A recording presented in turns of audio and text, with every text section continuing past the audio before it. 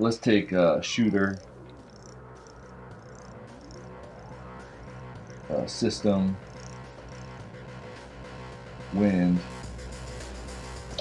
and position.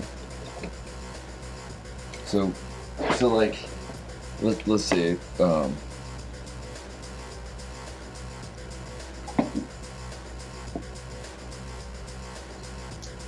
we'll take the biggest variable, the shooter, right, and the position combo is probably going to be the biggest variable. So let's say this is 2 inches, right? If this is 2 inches, like they do a craft drill, you know, and their standing position is consistently whatever, somewhere in this 2-inch circle, because they're standing.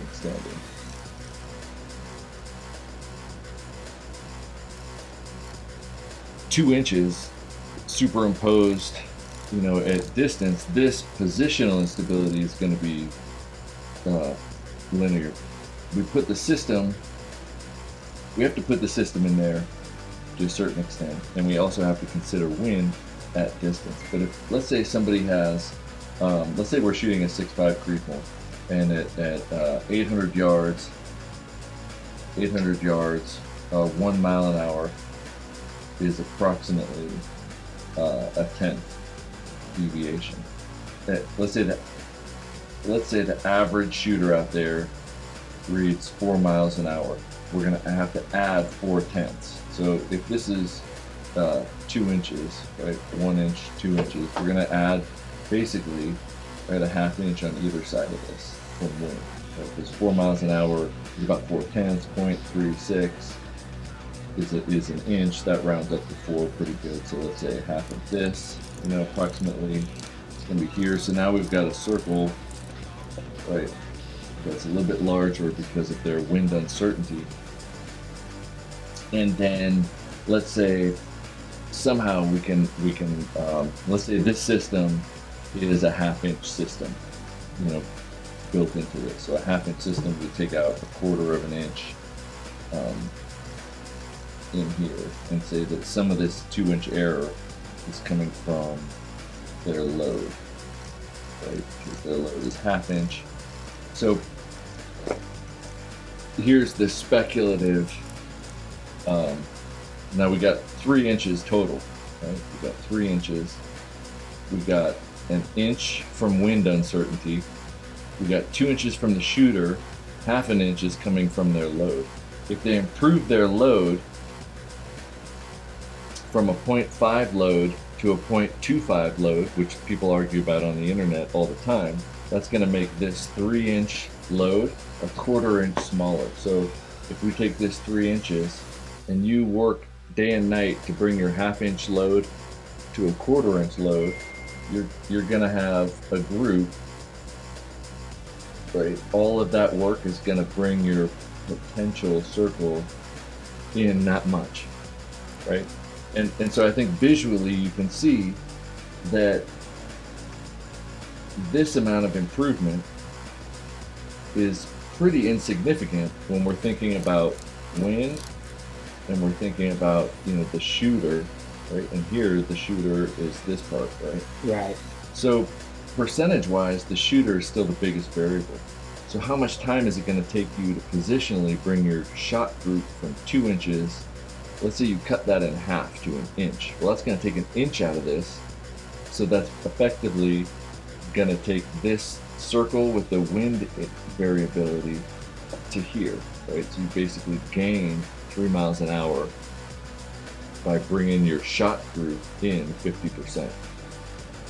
The flip side to that is you're not going to bring your wind reading below 1 mile an hour very easily, you know, from 4 to 1. You could probably bring it from 4 to 2, but that's going to bring it in this much. So I think that in terms of effort, and you can simultaneously work on bringing in wind, and you can simultaneously work on bringing in positions, but the positional one here still looks like it's got the most budget to quickly work with. Now once you're at 1 inch, it's a different story, right? It's kind of like taking your half-inch load to a quarter-inch load. Your quarter-inch load to a .1, this is going to be exponentially more difficult to do, and I think getting below 1 inch positionally is going to be exceptionally difficult to do. But if you brought that in, if you brought your shooting from 2 inches to 1 inch, right? Now you've got an inch of wind to deal with, and you cut that in half. Those two things are going to make you essentially a 1.5 MOA shooter very quickly and reliably. Whereas just bringing in your load, you're still going to be pretty close to 3 MOA shooter. And those are pretty easy to do. It's easy to cut somebody's wind reading in half, right? To get to about 2.5. And it's easy to take somebody from a 2-inch shot group closer to a 1-inch shot group before the exponential stuff starts to work. So I think, drawing out circles like this, I think is worthwhile because it gives you a visual of, where's the biggest spaces that you can close. And those biggest spaces typically are the shooter and the wind, right? Because our systems are good.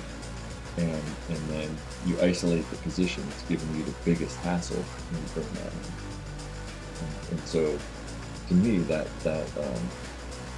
immediately, I mean, if you take somebody from 3 MOA and you make them a 1.5 MOA shooter, basically you've done two things. You've made their effective distance, you've doubled it, right? Because that's half that. So if you were, let's say you were capped off at 400 yards, you're going to have the same hit percentage now around 800 yards, so you've doubled their effective distance, or you've increased their hit probability on smaller targets from, we rarely shoot at targets that are 3 MOA, but 1.5 is fairly standard.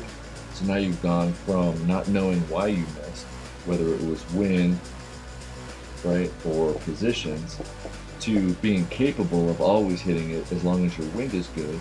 So now if you miss, well, your capability is within the target, so the miss has to be wind. And now you're effectively able to train the wind, because now when you missed, that was why you missed, rather than taking your hit probability and guessing.